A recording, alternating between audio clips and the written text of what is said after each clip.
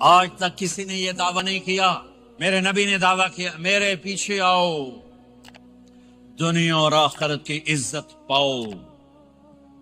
ایک بدو آیا، کہنے لگا اے محمد، آپ نے کہا لبیک۔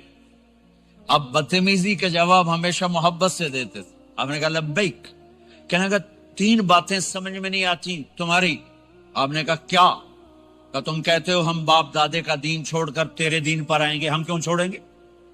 اچھا، اور کہ تم کہتے ہو روم فتح ہو جائے گا، ایران فتح ہو جائے گا، اتنے بڑے بادشاہ کہ تیرے فقیر بندے کیسے فتح کریں گے؟ اچھا، تیسری کہ تم کہتے ہو مر کے مٹی ہو کر پھر زندہ کیے جائیں گے، کون زندہ ہوا ہے آج تک؟ کوئی پیو دادا ساڈا اٹھی تھے قبریں سارے موئے پہ کتھوں آ گئے؟ آپ مسکرائے، آپ نے کہا لعلک تطول بک الحیا، انشاءاللہ تیری زندگی لمبی ہوگی تو دیکھے گا سارا عرب میرا کلمہ پڑھے گا، ایران اور روم بھی ٹوٹ کے آئے گا، اور باقی رہے گی تیسری بات مر کے اٹھنے والی، تو اس دن تیرا ہاتھ پکڑ کے تجھے بتاؤں گا۔ تیسری گل پوری ہوئی کہ نہیں ہوئی؟ وہ کہنے لگا میں نہ مانوں، بڑا کوئی تکڑا ہے، واپس ہی ٹر گیا۔ جب مکہ فتح ہوا، عرب مسلمان ہو گئے، کہنے لگے ایک غلطہ ہو گئی۔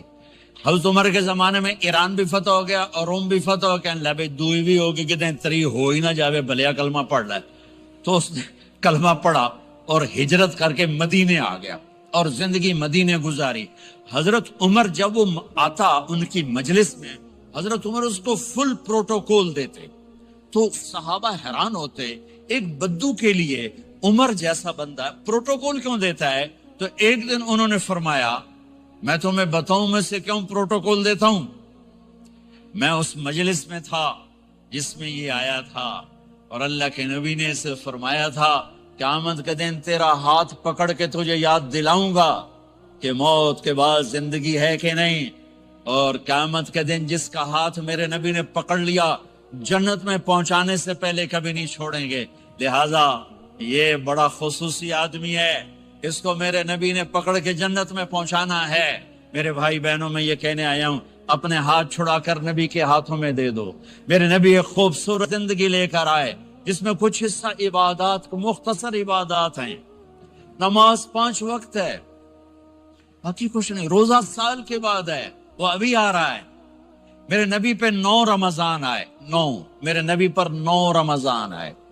مدینہ جانے کے بعد ہجرت کے دوسرے سال شعبان کی 2 تاریخ کو پیر کے دن روزے کا فرض ہونا نازل ہوا، اور میرے نبی ستمبر میں پہنچے ہیں مدینہ منورہ، اور رمضان یوں پیچھے جا رہا ہے، ستمبر سے اگست میں آیا ہے، اگست سے جولائی میں آیا ہے، اور جولائی سے جون میں آیا ہے، اور میرے نبی اللہ کے پاس چلے گئے۔ سارا رمضان میرے نبی نے گرمی کا گزارا، 9 رمضان سارے گرمی کے روزے، اور میرے نبی کی سحری ہوتی تھی 2 کھجور اور 1 گلاس پانی پر روزہ رکھتے تھے عام طور پر، کبھی کبھی کھانے کو بھی مل جاتا تھا، لیکن 2-3 کھجوریں اور 1 گلاس پانی، اس پر میرے نبی نے 9 رمضان گزارے، اعتکاف کر کے دکھایا، پورا مہینہ 30 دن 10 دن، پھر ساری زندگی 10 دن کا اعتکاف فرمایا شب قدر کی تلاش میں، اور امت کو خوشخبری سنائی۔ رمضان آ رہا ہے تو میں تھوڑی سی تفصیل بتا دوں۔ میرے نبی منبر پر آئے، کہنے لگے ماذا یستقبلکم وماذا تستقبلون، وہ کون آ رہا ہے؟ صحابہ وہ کون آ رہا ہے؟ پھر ہم نے کہا وہ کون آ رہا ہے؟ حضرت عمر کھڑے ہو گئے، یا رسول اللہ اوحی نزل، کیا کوئی وحی آ گئی؟ کہ نہ۔ کیا کوئی دشمن آ گیا؟ نہیں۔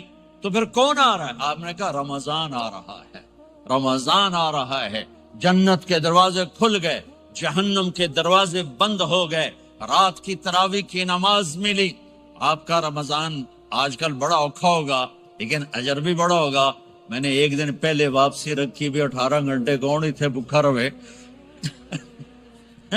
آپ تو پھنسے ہوئے، میں تو نہ پھنسوں، تو پھر اس کا اجر بھی اس کے مطابق ہوگا، اجر بھی اس کے مطابق ہوگا۔ تو میرے نبی کا سارا رمضان گرمیوں میں گزرا ہے، گرمیوں میں گزرا ہے، اور آپ نے 3 دن تراویح کی نماز پڑھائی۔ پہلے کسی امت پہ تراویح نہیں آئی، ہماری امت، اس امت پہ تراویح کی نماز آئی۔ پہلی امت کا روزہ مشکل تو ہمیں ایک آسانی ملی، قیس بن سرمہ، پہلی امت کا روزہ 24 گھنٹے 24 گھنٹے، جب ہمارے اوپر رمضان آیا 24 گھنٹے، پہلا روزہ، دوسرا روزہ۔ قیس بن سرمہ ایک صحابی ہیں، اونٹ چرانے والے، اگلا روزہ کیسے شروع ہوتا تھا؟ سورج ڈوبنے کے بعد آنکھ لگ گئی، روزہ شروع ہو گیا، جب تک جاگ رہے ہو کھاتے رہو، آنکھ لگی روزہ شروع ہو۔ یہ گھر آئے، کہنے لگے بیوی سے کوئی افطاری ہے؟ کہنے لگے ویلے بیٹھے ہیں، کیسے کوئی نہیں۔ پھر کہنے لگے تو اتنا تھک کے آیا ہے تو چلو میں تیرے لیے کچھ انتظام کر کے لاتی ہوں۔ اب یہ تھکے ہوئے آئے تھے، یہ لیٹے اور آنکھ لگ گئی، سورج ڈوب گیا، بیگم کو آنے میں دیر ہو گئی۔ جب وہ آئی دیکھا تو سوئے ہوئے، کہا لگتا ہے ابن سرمہ، ارے سرمہ کے بیٹے تیرا تو کم ہو گیا۔ ان کی آنکھ کھلی، کیا ہوا؟ کہ اگلا روزہ شروع ہو گیا۔ تو ظہر کی نماز میں آئے مسجد میں تو بے ہوش ہو کے گر گئے۔ تو اللہ کے نبی نے پوچھا اس کو کیا ہوا؟ کہ یا رسول اللہ یہ سحری کے بغیر روزہ شروع کر دیا۔ تو میرے نبی کا دل ایک دم مٹھی میں آیا، تو میرے اللہ نے قرآن اتارا، چل میرے حبیب آپ کو رنجیدہ نہیں دیکھ سکتا، آپ کی امت کو اجازت ہے سحری تک کھاؤ، کلوا واشربوا حتی یتبین لکم الخیط الابیض من الخیط الاسود من الفجر ثم اتموا الصیام الی اللیل۔ رات کو آسانی کر دی، کھاؤ پیو۔ پہلے جب روزہ شروع ہوا تو ہر شے حرام ہوگی، بیوی بھی حرام ہوگی، خامد بھی حرام ہوگا، ہر شے حرام ہوگی۔ ایک دو واقعات اس طرح اوپر نیچے آئے کہ میرے رب نے سارا نظام بدل۔ ایک اور بدو آ گیا، یا رسول اللہ میں تو مارا گیا۔ آپ نے کہا کیا ہوا؟ کہ میں روزے کی حالت میں بیوی کے پاس چلا گیا۔ آپ نے کہا اچھا تو غلام آزاد کر۔ کہ میں غریب بندہ کہاں سے غلام آزاد کروں؟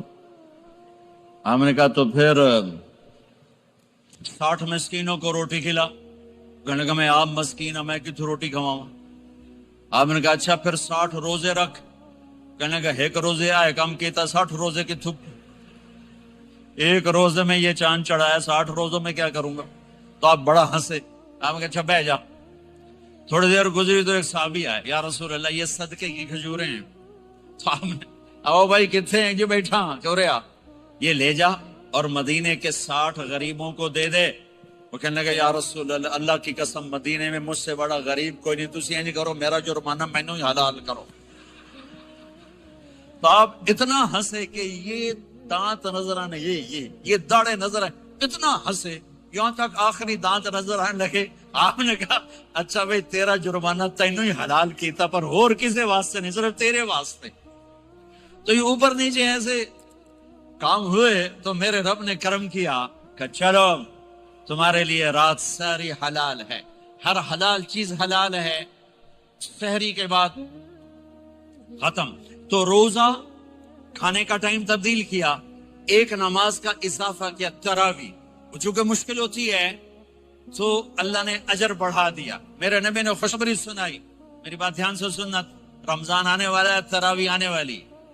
تراویح کے ہر سجدے پر 1500 نیکی، 1500 نیکی۔ یہاں کی سب سے بڑی مسجد کون سی ہے؟ جامع اسلامیہ حسنہ کی مسجد والے 1500 نیکی آپ کو سمجھ میں نہیں آئے گی۔ ایک چھوٹا سا اشتہار لگا دیں، جو ہماری مسجد میں تراویح پڑے گا اس کو $15 ملیں گے، ہر سجدے پہ $15۔ اگلے دن تسی دادیاں نہیں چاہ کے لے جاؤ، تے دادیاں تے تہاڈی لڑائی شروع ہو جاؤ، اما تو میرے نال ٹر، دادی تو میرے نال ٹر۔ میرے نبی کی خوشخبری، 1500 نیکی، 3 سیکنڈ کا سجدہ، ہر سجدے پر جنت میں سرخ یاقوت کا ایک محل جس کے 60,000 سونے چاندی کے دروازے۔ تسی ایک گھر لے کے ساری زندگی قرضے لائی رکھ دے ہو نہیں؟ ایک سجدے پر، ایک سجدے پر، ایک سجدے پر جنت میں اتنا بڑا گھر کہ 60,000 سونے چاندی کے دروازے، ہر سجدے پر جنت میں ایک درخت سونے چاندی کا جس کے نیچے 100 سال گھوڑا دوڑ سکے، ایک روزہ۔ رمضان کا کبھی سوچا رمضان کا مطلب کیا ہے؟ رمضان کو رمضان کیوں کہتے ہیں؟ اللہ نے 11 مہینوں کے نام عربوں سے رکھوائے اور روزے کے مہینے کا نام خود رکھا قرآن میں، شہر رمضان الذی انزل فیہ القرآن۔ محرم، صفر، ربیع الاول، ربیع الثانی، جمادی الاولی، جمادی الثانی، رجب، شعبان، شوال، قعدہ، ذوالحج، یہ عربوں نے نام رکھا، اور رمضان پہلے سے رکھا جا چکا تھا، عربوں سے رکھوایا۔ رمضان کے لفظ اور روزے میں کیا جوڑ ہے؟ رمضان کہتے ہیں جل جانا، جل جانا، جل جانا۔ تو اس کو روزے کے ساتھ کیا مناسبت ہے کہ جب کوئی مرد عورت روزہ رکھتا ہے یا رکھتی ہے تو پچھلے 330 دن کے گناہ، آج روزہ رکھا، بھٹی تیار ہو گئی، گناہ ڈال کے جلاؤ، دوسرے دن اور گناہ جلاؤ، تیسرے دن اور گناہ، چوتھے دن اور، 30ویں دن سارے گناہوں کو اللہ تعالیٰ جلا کے، راکھ کر کے، ایمان والے مرد عورت کو پاک کر کے، صاف کر کے، آخری رات کہتا ہے جاؤ بخشے بخشائے چلے جاؤ، جاؤ بخشے بخشائے چلے جاؤ۔ تو میرے نبی تو 2 کھجور پہ روزہ رکھتے تھے۔ اور ایک بڑا خوبصورت واقعہ ہے رمضان کا، کہیں سے بکرے کی سری پکی ہوئی آ گئی تو اب بڑے شوق سے کھا رہے تھے، اور ساتھ ارباز بن ساریہ بھی تھے، حضرت علی بھی تھے، اور حضرت مقداد بھی تھے، 3-4 آدمی سری کھا رہے تھے۔ بلال رضی اللہ تعالیٰ عنہ آئے کہ یا رسول اللہ، سحری کا ٹائم ختم ہو گیا ہے، میں اذان دینے جا رہا ہوں، آپ کھانا پینا بند فرما دیں۔ اب میں کہا ٹھیک ہے، وہ باہر چلے گئے، اذان دینے لگے، پھر خیال آیا میں دیکھ لوں کہ آپ نے کھانا چھوڑا کہ نہیں چھوڑا، واپس آئے تو آپ کھا رہے تھے۔ کہا یا رسول اللہ واللہ لقد اصبحت، اللہ کی قسم صبح ہو گئی۔ آپ نے ہاتھ پیچھے کر لیا، کہا ارے بلال، نہیں ہوئی تھی، نہیں ہوئی تھی، تیرے قسم کھانے پر اللہ نے پہلے نکال دیا اس کہ تیری قسم جھوٹی نہ پڑے۔ حضرت علی نے فرمایا اگر بلال قسم نہ اٹھاتے تو جب تک میرے نبی کھاتے رہتے، اللہ صبح کو پیچھے ہٹاتے جاتے۔ دیگ پک رہی تھی، ابو عبیدہ رضی اللہ تعالیٰ عنہ بن جراح وہ دیگ پکا رہے تھے، بکرا۔ آپ نے کہا ابو عبید، یہ مجھے بکرے کی دستی پکڑانا، اگلے بازو، آپ کو اگلے بازو کا گوشت پسند تھا، گردن کا گوشت پسند تھا، یہ کمر کی پٹھ کا گوشت آپ کو پسند تھا، دودھ پسند تھا، برنی کھجور پسند تھی، عجوا کھجور پسند تھی، تازہ روٹی پسند تھی۔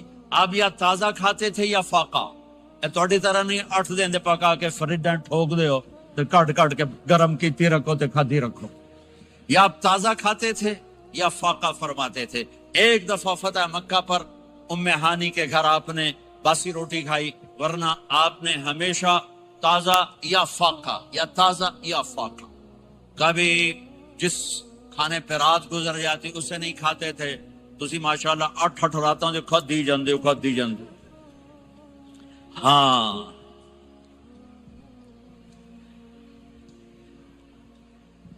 تو کہنے لگے عبید یہ دستی پکڑانا، تو انہوں نے ایسے بکرے کا بازو نکال کے پورا آپ نے یوں پکڑا، نوچ کے پھینکا، کہ دستی پکڑانا، آپ نے انہوں نے یوں نکالا ڈوئی سر، آپ نے پکڑا، کھایا، کہا مجھے بکرے کا بازو دستی پکڑانا۔ کہا یا رسول اللہ بکرے کی 2 ہی ہوتی ہیں۔ آپ نے کہا تیرا بھلا ہو جائے، اگر تو میرے کہنے پہ ڈوئی ڈال دیتا، جب تک میں کہتے رہتا اللہ مجھے نکال کے کھلاتا رہتا، اللہ مجھے نکال کے کھلاتا رہتا۔ اللہ نے رمضان بھیجا ہوا ہے، رمضان آ رہا ہے، اللہ کی رحمتوں کا جنت کے دروازے کھل گئے، جہنم کے دروازے بند ہو گئے، ایک دوسرے کو معاف کر دو، روزے کی حفاظت کرو۔ آپ بہت سے بہن بھائی آئے بیٹھے ہو، لڑے ہوئے ہوگے، ناراض ہو گئے، میاں بیوی لڑے ہوئے ہوں گے، بھائی بہنیں لڑی ہوں گی، رمضان آ رہا ہے، تیاری کرو۔ جیسے حج پر جانے سے پہلے معافی مانگتے ہو، رمضان سے پہلے بھی ایک دوسرے سے معافی مانگو، ایک دوسرے کو معاف کرو، ایک دوسرے کو درگزر کرو، خود جا کے معافی مانگ لو، اللہ آپ کا مقام اونچا کر دے گا، مرتبہ اونچا کر دے گا۔ آخری رات اللہ تعالیٰ فرماتے ہیں جاؤ تمہارے رات کی قیام اور دن کے روزے کے بدلے تمہیں سب کو معاف کر دیا، مانگو۔ اور ایک رات اللہ نے شب قدر بنائی جو 1000 راتوں کے برابر کر دی۔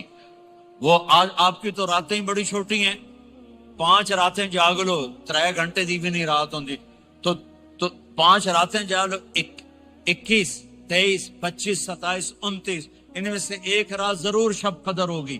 ایک رات کا جاگنا 80 سال کی عبادت سے بڑھیا ہو جائے گا، صرف ایک رات کا جاگنا، ایک رات کا جاگنا۔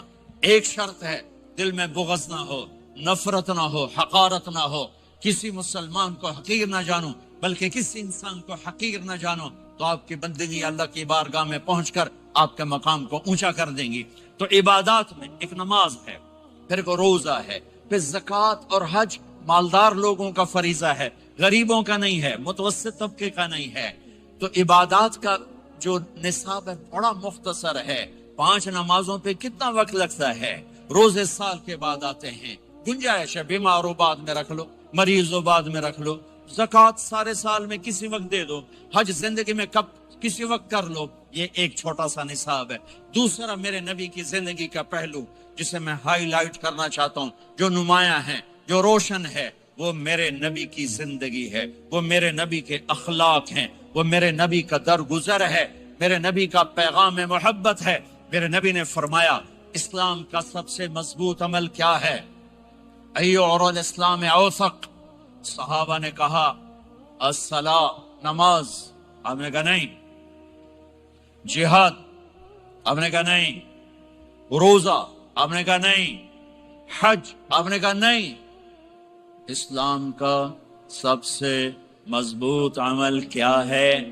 صحابہ، نماز، جی نہیں۔ جہاد نہیں، روزہ نہیں، حج نہیں۔ اچھا یا رسول اللہ پھر کیا ہے؟ سنو اور سے توجہ سے، میرے نبی نے فرمایا اسلام کا سب سے مضبوط عمل آپس میں محبت کرنا ہے، اللہ کے لیے محبت کرنا ہے، اللہ کے لیے محبت کرنا ہے، اللہ کے لیے محبت کرنا ہے۔ اسلام پیغام محبت ہے، میرے نبی کی زندگی محبت کی پوری تصویر ہے، کسی سے نفرت نہیں، بغض اللہ کے لیے، محبت اللہ کے لیے، یہ اسلام کا سب سے مضبوط عمل ہے۔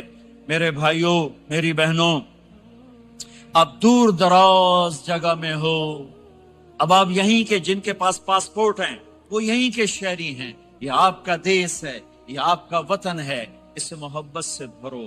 پاکستان کی نفرتیں یہاں نہ زندہ کرو، ہندوستان کی نفرتیں، بنگال کی نفرتیں یہاں مت زندہ کرو، آپس میں امت بن کے رہو، مذہب کے نام پہ مت لڑو۔ یورپ میں یہ آگ لگی ہوئی ہے، میں بہت عرصے کے بعد آیا ہوں، مجھے نہیں پتا کہ یہاں مذہبی نفرت ہے یا نہیں ہے، لیکن چونکہ یورپ میں بہت دفعہ جانا ہوتا ہے، ہر سال ہوتا ہے، وہاں یہ جھگڑے، نفرتیں، ہماری مسجد تمہاری مسجد، ان کے پیچھے نماز نہیں، ان کے پیچھے نماز نہیں، یہ تو مسلمان ہی نہیں، یہ تو گستاخ رسول ہیں، یہ وہابی ہیں، یہ کافر ہیں۔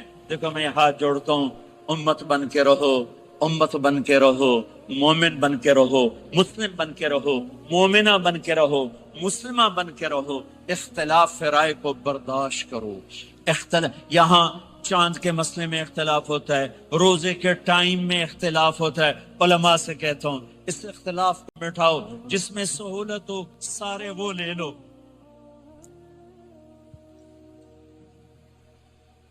امت میں تفریق نہ پیدا کرو۔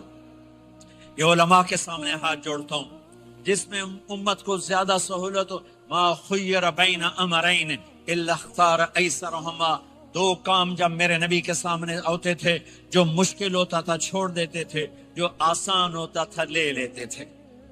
تو میرے بھائی بہنوں، یہ مذہب کی نفرت پاکستان میں، بنگلہ دیش میں اور انڈیا میں آگ لگی ہوئی ہے۔ امت بن کے رہو، امت بن کے رہو۔ اگر آپ اور میرا مسائل میں اختلاف ہے تو یہ ہماری محبت کو نہ ختم کرے، ہمارے تعلق کو نہ ختم کرے، ہماری نفرتیں نہ پیدا ہوں۔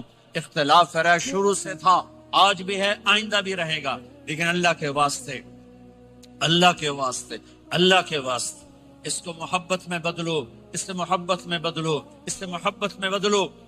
اختلاف رائے کو برداشت کرو، مذہب کے نام کی نفرت کو ہوا نہ دو، ہوا نہ دو، اس کو ٹھنڈا کرو، اس پر پانی ڈالو، اسے بھڑکاؤ نہیں، اس پر پانی ڈالو۔ میرے نبی نے عبداللہ بن ابی سے نباہ کر کے دکھا دیا، جو منافقوں کا سردار، باقی منافقوں کا تو کسی کو پتہ نہیں تھا سوائے میرے نبی کے، عبداللہ بن ابی کا منافقوں نے سب کو معلوم تھا یہ منافق ہے، اور آپ کے پیچھے نمازیں پڑھتا رہا، آپ نے اس کے اپنے ساتھ رکھا، لیکن آپ پانی پی رہے تھے۔ عبداللہ بن ابی کے بیٹے عبداللہ پکے صحابی تھے، کہنے لگے یا رسول اللہ تھوڑا پانی تو بچا دیں۔ آپ نے کہا کیا کرو گے؟ کہا اپنے باپ کو پلاتا ہوں شاید ایمان مل جائے۔ آپ نے پکڑا دیا، گھر آیا، کہا ابا یہ پانی پی لے۔ کہنے لگا یہ کیا ہے؟ کہا یہ میرے نبی کا بچا ہوا پانی ہے، پی لے شاید تجھے ایمان مل جائے۔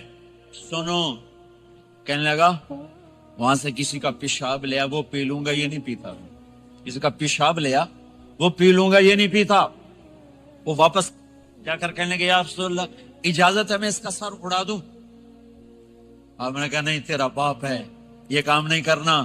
میں نہیں چاہتا کہ لوگ کہیں محمد اپنے ساتھیوں کو قتل کرتا ہے۔ اور جب وہ مرا کم وقت ان کے بیٹے آئے، یا رسول اللہ میرے باپ کو جنازہ پڑھائیں گے؟ آپ نے کہا پڑھاؤں گا۔ کفن دیں گے؟ کہا دوں گا۔ کہ اپنا کرتا دے دے۔ آپ نے کرتا اتار کے دیا، جا اس کو کفن دے دو کہ شاید کم وقت بخشا جائے۔ ہے، اور اب اتنی نفرت ہے کہ ایک دوسرے کا جنازہ بھی نہیں پڑھتے، سلام بھی نہیں کرتے، مسجدوں میں لڑائیاں ہو رہی ہیں۔ آپ نے کرتا دیا، اس کو پہنایا، آپ جنازے کے لیے کھڑے ہوئے، حضرت عمر آگے آ گئے، یا رسول اللہ آپ کو پتا یہ کون ہے؟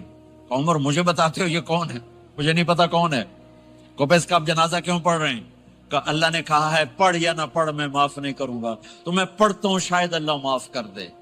یہ میرے نبی کے اخلاق ہیں، یہ میرے نبی کے اخلاق ہیں، یہ میرے نبی کی خوبصورت زندگی ہے۔ آپ نے جنازہ پڑھا دیا، پھر اس کے دفن میں شریک ہوئے۔ آپ پیچھے پہنچے تو وہ قبر میں اتار دیا تھا، کہ باہر نکالو۔ قبر سے باہر نکال کے اپنے لعاب تھوک کو منہ سے نکال کر اس کے منہ میں ڈالا کہ شاید اس کی بخشش ہو جائے۔ اس کو دیکھ کر 100 منافقوں نے کلمہ پڑھا کہ اتنا بڑا خلق صرف نبی کا ہی ہو سکتا ہے۔ تو میرے بھائی بہنوں، بہت بڑا مجمع آیا ہوا ہے۔ میرے نبی کی زندگی کا دوسرا پہلو، میرے نبی کی زندگی، معاشرت، پاکیزہ اخلاق، محبت بھرا پیغام، ماں باپ کے لیے، بیوی کے لیے، بیوی کا خامد کے لیے، بہن بھائیوں کا ایک دوسرے کے لیے، یہ ایک خوبصورت زندگی ہے جو آج ہم بھول چکے ہیں، مٹ چکی ہے، مٹا چکے ہیں۔ میرے نبی کے خوبصورت اخلاق، میرے نبی کا درگزر کرنا، میرے نبی کا معاف کرنا۔ 21 برس قتل کے منصوبے بنانے والوں کو آپ نے کہا مکے والے جاؤ معاف کیا، جاؤ معاف کیا، ایک جملے پر جاؤ معاف کیا۔ یہ میرے نبی کا پیغام ہے۔ میرے نبی کے اخلاق سچائی، میرے نبی کے اخلاق دیانتداری، میرے نبی کے اخلاق صدق و امانت۔ سب سے زیادہ ہائی لائٹ جو مکی زندگی میں آپ کی صفت ہوئی، صادق امین، سچا امانت دار، سچے امانت دار۔ میرے نبی سے پوچھا گیا یا رسول اللہ مسلمان بزدل ہو سکتا ہے؟ کہا ہاں۔ کنجوس بخیل ہو سکتا ہے؟ کہا ہاں۔ یا رسول اللہ مسلمان جھوٹ بول سکتا ہے؟ کہا نہیں، جھوٹ نہیں بول سکتا۔ میرے نبی نے فرمایا یتبع المؤمن علی الخصال کلھا، ہر مسلمان مرد عورت بڑے سے بڑا گناہ کر سکتا ہے، لیکن اگر میرا امت ہی ہوگا دو نہیں کرے گا، دو نہیں کرے گا، دو نہیں کرے گا۔ ایک جھوٹ کبھی نہیں بولے گا، ایک دھوکہ کبھی نہیں دے گا۔ ایک جھوٹ نہیں بولے گا، ایک دھوکہ نہیں دے گا، ایک جھوٹ نہیں بولے گا، ایک دھوکہ نہیں دے گا۔ اور جب اللہ تعالیٰ جنت میں سب سے پہلے اپنا دیدار کرائے گا سب کو جنت میں، بھائیو یہ تو کوئی زندگی کوئی نہیں ہے۔ جب مال جمع ہوتا ہے تو موت آ چکی ہوتی ہے۔ آپ لوگ یہاں ہجرت کر کے آئے، بنتے بنتے کچھ بنے، تو موت دستک دینے لگی، گھٹنے درد کرنے لگے، آنکھوں پہ چشمے چڑھ گئے، سوٹیاں ہاتھ میں آ گئیں۔ جب مال سے نفع اٹھانے کا وقت آیا تو موت سر پہ آ گئی۔